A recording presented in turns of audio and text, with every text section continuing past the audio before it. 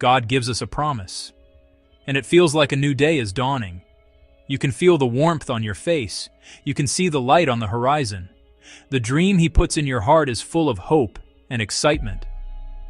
But then, time starts to pass. The sun doesn't seem to be rising any higher. The days turn into weeks. The weeks turn into months.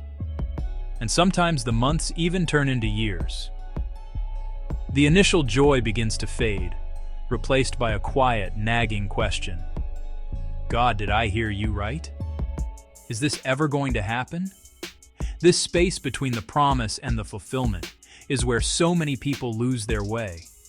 It's a difficult, uncomfortable place to be.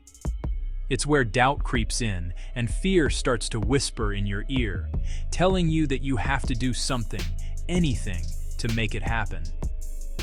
The Bible gives us a powerful story that shows us exactly what happens in this long, silent pause. Let's look at this story in Genesis 16. It's a story we can all relate to. God had made a powerful promise to Abraham. I will make you a great nation. Your descendants will be as numerous as the stars in the sky.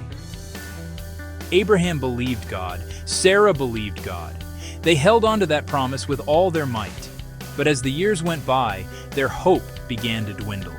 They looked at their circumstances. They were getting older and older, well past the age of having children. Sarah's womb remained empty. From a natural perspective, it looked impossible. The promise seemed to be slipping through their fingers like sand. The clock was ticking, and the silence from heaven was becoming unbearable. Finally, Sarah reached her breaking point. Genesis 16 tells us that she came up with a plan. It was a logical plan, a practical plan based on the customs of her time. The Lord has kept me from having children. Go, sleep with my servant Hagar. Perhaps I can build a family through her. She decided to manufacture a solution. This wasn't an evil plan born of a wicked heart. It was a human plan born of a weary soul. She was trying to help God fulfill His promise, using her own strength and her own understanding. Abraham agreed to the plan. He too felt the strain of the long wait, and the plan worked, at least on the surface. Hagar conceived and gave birth to a son. They named him Ishmael. He was a blessing, a new life, real, but born of fear, not faith. Modern science is now catching up to what the Bible has shown us all along.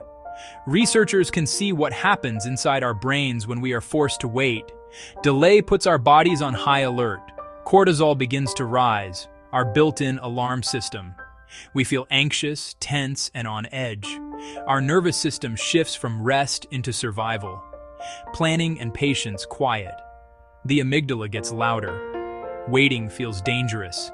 Action feels safe. The brain can react to emotional threats like physical ones. Sarah's danger signals, a ticking clock, shame and fear God had forgotten.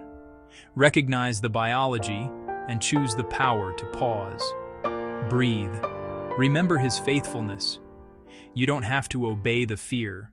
Ishmael was a real person, a son God loved and blessed, yet he also represents a solution born of anxiety.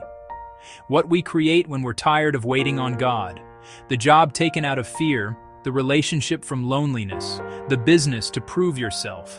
Not necessarily bad, but built on a shaky foundation of fear. And Ishmael is a forced outcome. Human effort trying to produce a divine promise. It often looks good at first, but it's a temporary patch, not a fulfillment. With Ishmael came jealousy, resentment, and conflict.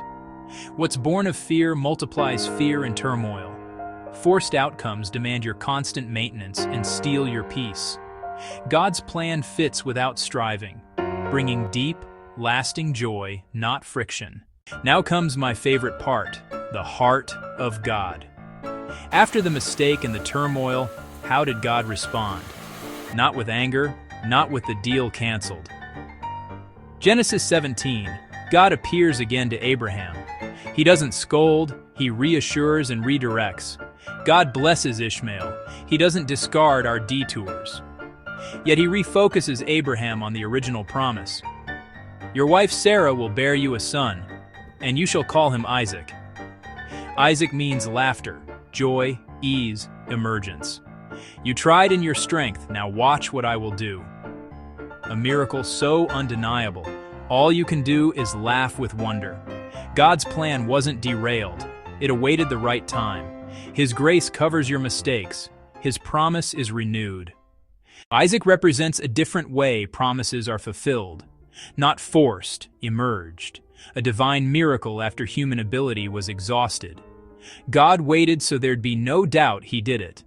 When we're safe and settled, stress recedes, clarity returns, creativity rises. We sense the Spirit's leading. The best things in life emerge, on time. Isaac looks like wholeness, alignment, ease. It fits, it's received, not forced. A gift from a loving Father, in the rhythm of grace, not pressure. This ancient story speaks directly to our lives today. We all face long waits and the pressure to fix things ourselves.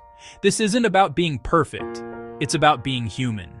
In the waiting room of life, restlessness is natural. Waiting for a promotion, waiting to meet the right person, waiting for health to improve, waiting for a dream to come to pass. The silence can be deafening. You pray and believe, without visible change. This is the critical moment, a choice. Will fear push you to force a solution, or will you find strength to stay in peace and trust God behind the scenes? Your destiny is too important to rush. As we close, a simple but powerful question. Take a quiet moment, just you and God, and ask, what am I forcing? What Ishmael am I trying to create? Because I am afraid to wait for God's Isaac. Be honest with yourself. Is it a relationship you're pushing? A career move you're trying to manipulate? A financial goal you're striving for out of anxiety? Identify it, acknowledge it, feel the pressure release, hand over the striving, surrender the worry. God, I'm tired of trying to do this on my own. I give this to you. I choose to trust your timing. I will wait for the laughter you have promised. I will establish my covenant with Isaac. Not the rushed solution, not the anxiety-born outcome, the one that arrives in its time, when everything comes together. Let this story be a comfort to you. Even heroes of faith struggled with waiting. God uses their experience to guide us, to navigate delay without forcing outcomes, to spare us the heartache of shortcuts. Your Isaac is on the way. Don't settle for Ishmael just because the wait feels too long. Don't settle. Faith doesn't disappear when we act in fear, but every forced outcome teaches us something. Sometimes God allows Ishmael so we can recognize Isaac when he comes. If you got value, please like, share, and subscribe. May peace be with you.